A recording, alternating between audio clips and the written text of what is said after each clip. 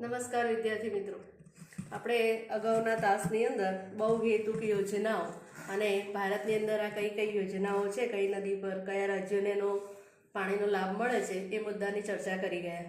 હવે સિંચાઈ ક્ષેત્રનું જે વિતરણ છે એ ભારતની અંદર કેવું છે, સમાન છે, અસમાન છે, કયા રાજ્યોની અંદર સિંચાઈ વધુ થાય છે, ઓછી થાય છે, એ મુદ્દાની આપણે ચર્ચા અહીંયા કરીશું. તો ભારતના જે રાજ્યો છે એ રાજ્યોની અંદર સિંચાઈ ક્ષેત્રે ઘણો બધો તફાવત જોવા મળે છે. કારણ કે આપણે અગાઉના પાઠની અંદર જોઈ ગયા હતા કે ભાઈ બધા રાજ્યોની અંદર એક સરખો વરસાદ નથી પડતો, તો આની અંદર તફાવત રહેવાનો જ, બરાબર. હવે આંધ્રપ્રદેશનો જે તટીય જિલ્લાઓ છે, પછી ગોદાવરી, પછી કૃષ્ણા નદીના જે મુખ ત્રિકોણ પ્રદેશો છે, ઓડિશાની જે મહાનદીનો મુખ ત્રિકોણ પ્રદેશ, પછી તામિલનાડુની અંદર કાવેરીનો મુખ ત્રિકોણ પ્રદેશ, પંજાબ, હરિયાણા, પશ્ચિમી ઉત્તર પ્રદેશ વગેરે જે પ્રદેશો છે ત્યાં સઘન સિંચાઈ ક્ષેત્રો છે. સઘન સિંચાઈ એટલે આપણે સઘન ખેતી પ્રકાર જોયા હતા, તમને ખબર છે કે 12 માસ આ રાજ્યોને સિંચાઈનો લાભ મળે છે. કારણ કે ત્યાં જે નદીઓ છે 12 માસ પાણીથી ભરપૂર રહે છે, બરાબર. એટલે સઘન સિંચાઈ ક્ષેત્રો. આપણે સ્વતંત્રતા પછી ભારતનો જે કુલ સિંચાઈ ક્ષેત્ર છે એ લગભગ 4 ગણું વધી ગયું છે અને સ્પષ્ટ વાવેતર ક્ષેત્રના લગભગ એ 38% ભાગની અંદર સિંચાઈ થાય છે. ભારતના રાજ્યોમાં સિંચાઈ ક્ષેત્રના વિતરણની અંદર ઘણી અસમાનતા છે. હવે મિઝોરમ જે રાજ્ય છે પૂર્વનું, તો એની અંદર સ્પષ્ટ જે વાવેતર ક્ષેત્ર છે એ કેવળ કેટલો છે, 7.3% વિસ્તારમાં જ સિંચાઈ ક્ષેત્ર જોવા મળે છે. ત્યાં વધુ ક્ષેત્રની અંદર એ સિંચાઈનો લાભ એ રાજ્યને મળતો નથી. જ્યારે પંજાબની અંદર સિંચાઈ ક્ષેત્રનું પ્રમાણ 90.8%, એટલે આ કુલ સિંચાઈ ક્ષેત્ર સૌથી વધારે સિંચાઈ. ઓપ્શનની અંદર ખાલી જગ્યામાં કે જોડકામાં કે એવા પ્રશ્નો પૂછાતા હોય છે કે સૌથી ઓછી સિંચાઈ કયા રાજ્યમાં થાય છે અને સૌથી વધારે સિંચાઈ ક્ષેત્ર ધરાવતું રાજ્ય કયું. તો મિઝોરમમાં કેટલું આપણે કહ્યું તો 7.3%, બરાબર. અને પંજાબની અંદર સૌથી વધારે 90.8%, એટલે બે રાજ્યો તમને યાદ રહેશે.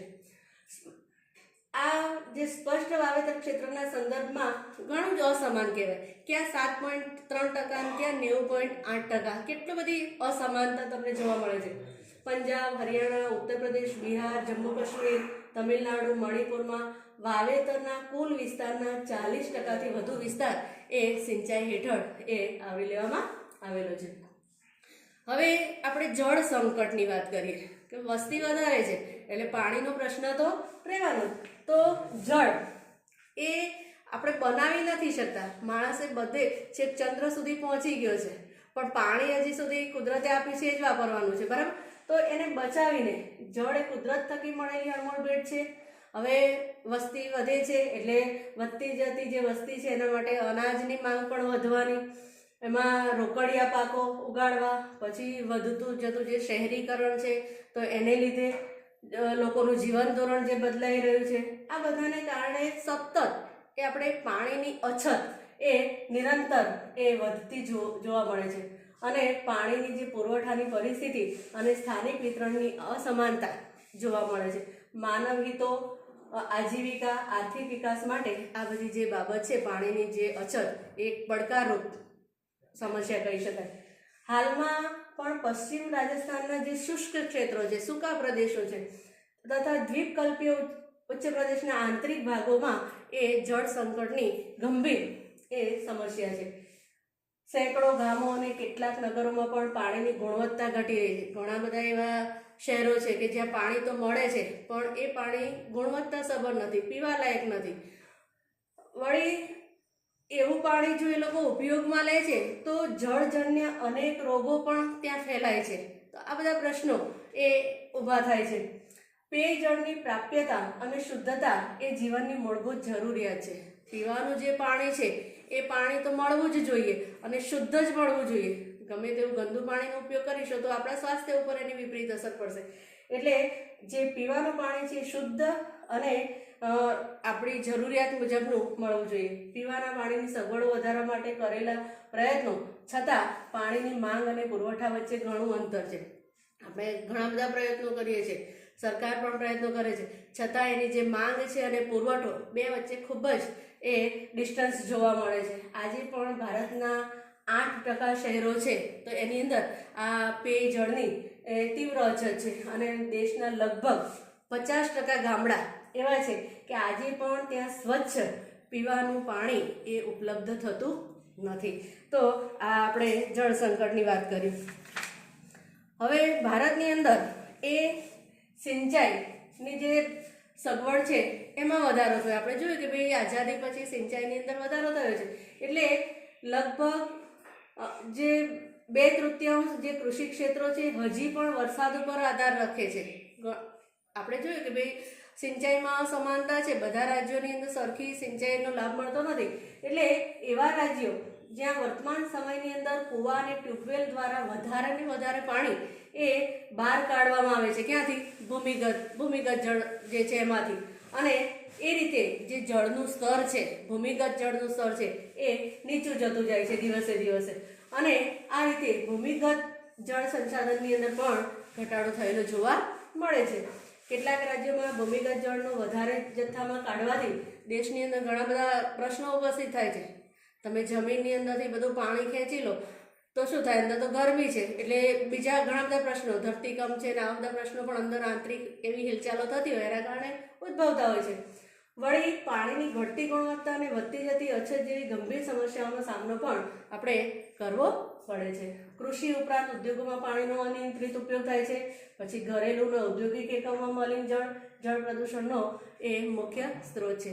તો આ રીતે આ પાણીની સમસ્યાઓ આવી ઘણી બધી આપણે અનુભવીએ છીએ. હવે સમસ્યાની વાત કરી તો એ અંગે આપણે શું જાળવણી રાખવી જોઈએ, કઈ વ્યવસ્થા કરવી જોઈએ, તો આપણે પાણી બધા સુધી પહોંચાડી શકીએ અને એનો આપણે વ્યવસ્થિત રીતે ઉપયોગ કરી શકીએ.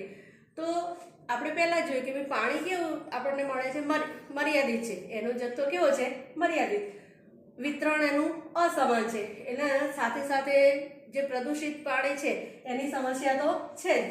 એટલે આપણે સૌએ વિવેકપૂર્વક એ પાણીનો ઉપયોગ કરવો જોઈએ અને એની જાળવણી માટેના જે ઉપાયો છે એ ઉપાયો આપણે સૌએ અજમાવવા જોઈએ.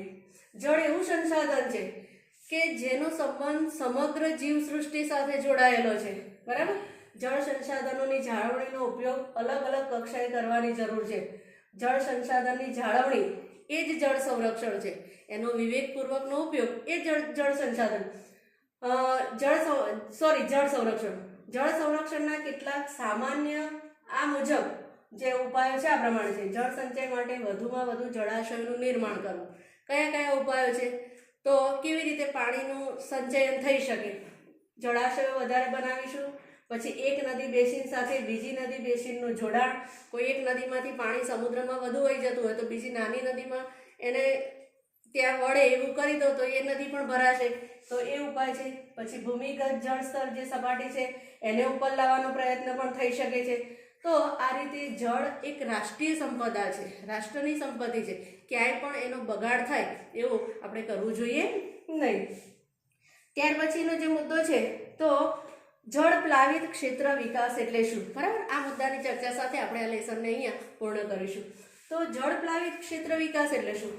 જળ પ્લાવિત ક્ષેત્ર એક પ્રાકૃતિક એકમ છે અને તેનો ઉપયોગ અનુકૂળતા મુજબ જે નાના પ્રાકૃતિક એકમો છે, નાના પ્રાકૃતિક ક્ષેત્રો છે તો એની અંદર વિકાસ કરવા માટે કરવામાં આવે છે. નદી બેસિન એવું ક્ષેત્ર છે જેનું પાણી નદી અને તેની શાખાઓ દ્વારા વહીને એક સ્ત્રાવ બનાવે છે. મોટી નદીઓમાંથી જે નાની નાની નદીઓ હોય છે ને એ શાખા નદીઓ, અને એ આખો જે પાણીથી ભરેલો વિસ્તાર હોય એને બેસિન કહેવાય. અને આ શાખા નદીનો બેસિન વિસ્તાર એ છે ઋતુ પરત્વે થતા વરસાદને કારણે શાખા નદી દ્વારા પાણી વહીને આગળ જાય છે અને છેવટે કોઈક નદીની અંદર ભળી જાય છે. જળ પ્લાવિત ક્ષેત્ર વિકાસ એક સમગ્રતયા વિકાસનો અભિગમ છે અને એ જમીન ભેજ સંરક્ષણ, પછી જળ સંચયન, વૃક્ષારોપણ, પછી વનીકરણ છે, હોર્ટિકલ્ચર, ગૌચર વિકાસ, સામુદાયિક ભૂમિ સંસાધનોના ઉત્થાન સંબંધી કાર્યક્રમોનો સમાવેશ એ આની અંદર થાય છે. આ બધા કાર્યક્રમો અન્વયે ભૂમિ ક્ષમતા અને લોકોને જે સ્થાનિક લોકો છે એમની જરૂરિયાતો ધ્યાનમાં રાખવાની હોય છે અને આમાં સ્થાનિક લોકોની સહભાગીદારીતા છે એ ખૂબ જ જરૂર હોય છે. આથી કેન્દ્ર અને રાજ્ય સરકારોએ એવી ઘણી યોજનાઓ એ હાથ ધરી છે. અસ્તુ.